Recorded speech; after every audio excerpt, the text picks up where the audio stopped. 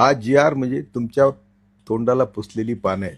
जिसकी जितनी संख्या भारी उसकी सत्ता में भागीदारी, हाच नियम लावला पाहिजे।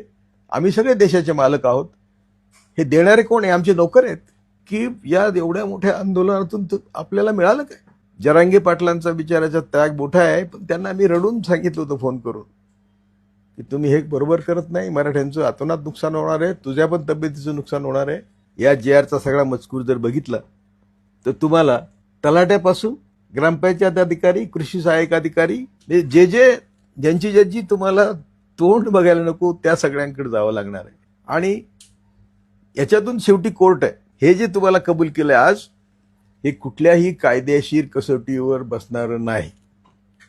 आणि त्यामुळे हा जी आर बघून मी तर हतबल झालो। ज्या ब्राह्मणवादी ताकदीने आम्हाला हजारो वर्ष पायदळी तुडवलं आणि आम्ही त्यांचंच तीर्थ घेतो, आणि त्यात मराठी फार पुढे आहेत।